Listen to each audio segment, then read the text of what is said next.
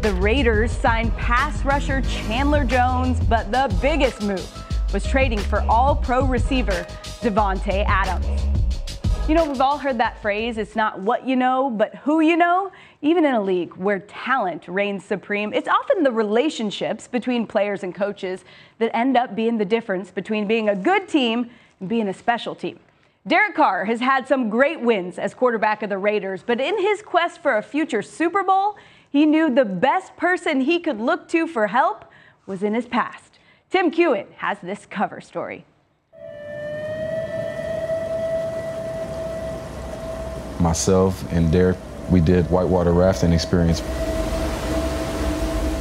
And I thought we're just gonna basically be boating. Like, that's what I was thinking. This is how you whitewater raft. You're sitting almost outside of the boat. We're going through like the first one, and it's just basically like a lazy river. I'm like, oh, this is easy, this is cake. The instructor tells us to hold on, and I'm like, hold on for what? As soon as we go down, he's telling us, don't stop paddling. So what do? Stop paddling. As soon as we get through there, I slide into the boat to make sure I don't go in, and it threw the balance off. And as soon as we hit like one of those rapids, it just shot us out. Everybody went flying out. When you almost lose your life together, it can bring you closer. Ooh, you look great. I love this look. If you give me like a 3/4. Now, 10 years since playing together in college. That's great. Can you lean towards me again? And in Davante Adams' recollection, Nice. Love that. nearly dying together. This is the story of how a decade-long recruitment reunited two best friends. I'm Tim Kewen, and this is ESPN Cover Story. Now in Las Vegas, after 8 seasons in Green Bay, everything looks new to Adams. New team, new city, new golf partner. Boo! So you go to Fresno State. Who do you meet there that changes your life? I met this young man named Derek Carr. And I genuinely liked him as a person right out the gate, you know, when I first met him. In 2012, Adams was a redshirt freshman, while Derek Carr was the starting quarterback entering his junior season. Never forget when he showed up, I was like, this guy's different. This was in practice, and I was like, we can't redshirt this guy. Go route, Tay. He would push me up to the, you know, third in line or whatever when he's going through his top 2 guys. I'm sitting there in the back of the line waiting, and he'd go, hey, Tay, get up to the front of the line. In 2 seasons, they teamed up for 38 touchdowns and more than 3,000 yards. Can anyone stop Carr to Adams? That's kind of where we started our chemistry, and once we got enough of those going, the rest is history. Following their time in Fresno, Carr became the face of the Raiders, while Adams became one of the most prolific receivers in Packers history. Adams gets it for the touchdown! Adams played in Green Bay, but he spent every offseason near his childhood home in Northern California, where he could be closer to family. When I first got in the league, we were renting an apartment, and every single offseason we would have to pack everything and take half the stuff to my mom's apartment, half the stuff to my wife's mom's house. He also lived closer to one of his best friends. We were, you know, eating lunch, hanging out at each other's houses, playing basketball at the local YMCAs and 24-hour fitnesses and all this kind of stuff. And, you know, he probably don't want me to tell anybody, but he used to have a Raider shirt that he would wear when we'd go hoop. Never made it a big deal because I was hoping he was just speaking it into existence. Rumors swirling around that Davante Adams would be a Raider. What is just your thoughts on those rumors? I would always welcome to play with him again. I will be recruiting very hard. So when that time comes, it will be a full court press. In January, the Raiders lost in the AFC wildcard round to the Bengals. Carr throws into traffic, intercepted! And Carr's recruitment was off and running. After we lost to the Bengals, I want to jump on it. I was like, how many days is respectful until I call him and then we start getting on this, you know?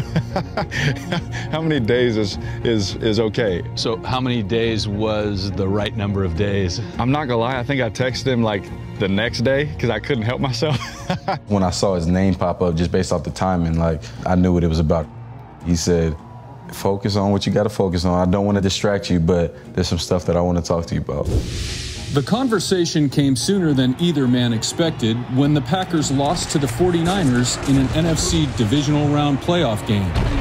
And this crowd and that Packers team is stunned. It was pretty emotional because I was aware, like based off what I told them, I said, look, I'm going to play this year, but I'm going to probably see what the market looks like based off of me taking all the risks this year. No one expected them to lose. So I remember calling him. I said, hey, whenever you're ready, I'm ready. Let's figure this thing out. I got a text message from somebody. It's done. He's coming. I got a text from one of my old coaches, just sent me a screenshot, and I'm like, what is going on? So I guess, I don't know how exactly it happened, but some way, somehow, it leaked. So I officially found out through social media. So I was like, there's probably 100,000 people out there who knew that I was on the Raiders before I knew. I FaceTimed him, and the first thing, like as soon as I saw his face, we both just started laughing. It was a lot of, bro, it was like just pure shock. Look at him, he's working on that tan. Good to see you, bro. Oh! My God. It's good to see you in that silver and black. Oh yeah, this your first time, huh? It was surreal. It was like, oh my gosh, I can't believe we're doing this again. The coolest part wasn't the football part, it was that I get my friend back. To be in Vegas, it just makes me feel a lot better knowing that, you know, before my career is over, I'm gonna be able to have more family at games. Green Bay was my house, but my home was in Cali. But now I'm here full time. I'm back home. I love the little Cliff Kingsbury house moment right there for him. A little bit different in Vegas than it was in Green Bay. Randy, you know Davante Adams' game. What do you think the real immediate impact of him in Las Vegas will be? I just think him giving Derek Carr that comfort. And what I mean by this, Derek Carr has worked with weapons. He's had Crabtree, he's had Amari Cooper, but he hasn't had nothing like a guy like Davante Adams. And just listening to that piece, you know, it took me back to college, and just hearing them just talk about them reuniting, and it just feels good to see that, you know, a wide receiver, just the way they're talking. And the point that I'm trying to make is, I was with Josh McDaniels in New England. And you hear me talk week in and week out about how you move a #1 wide receiver so the defense just can't just line up to know where he is at all times. One thing that Josh McDaniels and this offense will show, no defense is going to prey on Davante Adams. Reason why? He's going to move him all the way around to this offense. And guess what? He has playmakers to help him. Guys like Renfro, guys like Waller, Jacobs coming out of the backfield. So I do like this acquisition with Davante Adams going to Las Vegas. But where's the pressure? Who has the most pressure on him? It's Josh McDaniels. Josh, right? It's Josh McDaniels. Why? because this is his second stint as a head coach, and he has all these weapons. Sky's the limit, and all odds are in Let me address Vegas. that. Let me address Josh's second stint here, because seeing Josh as a head coach and now he's handling himself out there in Las Vegas, I guess the best compliment I could give him is that I don't see Bill. You know, I don't see Bill Belichick. I see who Josh McDaniels was with us when he was a young coach, when he was on the defensive side of the ball as a defensive assistant, making highlight films for us on Fridays. That's where he grew up. That's where he started. So coming up, going to Denver, I mean, that was a Bill Belichick impression that he did there, and that's why he failed. I see him, I don't see any of Belichick in the way he speaks, the way he's handling players, the way the players talk about him, the overall feeling of that team and that organization. That's the best compliment I can give him. He's being himself out there. Yeah, well, going back to what Randy said, I'm going to steal a line from Rex Ryan. I don't like the signing of Davante Adams for the Raiders. I love it.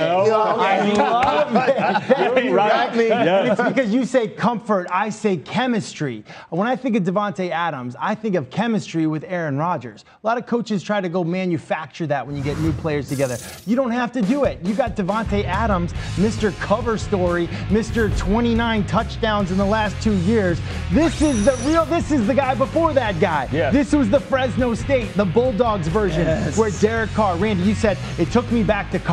Some of my best memories, all of us, are from college with your buddies, the guy that you grew up with, the guy that you did life with, the guy that you're saying, man, neither one of us should be here anymore. We almost died Las together. Vegas, bro. That's the kind of chemistry that these two guys have, and I just think it's going to be special. To me, this is instantly something that makes the Raiders a Super Bowl contender. Instantly. Matt, real quick, you're talking about chemistry. Do you think that they can pick up where they left off coming from college and now they're in Las Vegas? 100%. 100%. What about target share? I mean, you know the target share that he got in Green Bay. And that's the great point by Randy. You don't have to. There's a big three. You got Waller. You got Josh Jacobs in the backfield. You got Renfro. Playmakers everywhere, dude. 100%. Yeah. This is a great move. You know, kind of a reunited thing that's under the radar is the Chargers bringing in Khalil Mack to be with Staley. Now, look, that defense was horrendous last year with the Chargers, and they still almost got to the playoffs.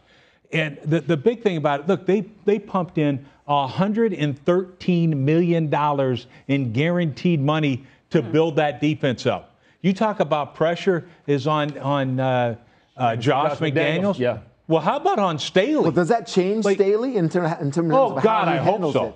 Because to me, like when we're seeing all these fourth down things that everybody talks about, you know, hey, analytics tells me I need to go for it more or whatever, that's absolutely ridiculous. I mean, that's what you do if you don't think you can stop anybody. $113 million in guaranteed salary means you better stop somebody. So to me, that's what it is. Everybody talks about how aggressive he is with those fourth down calls.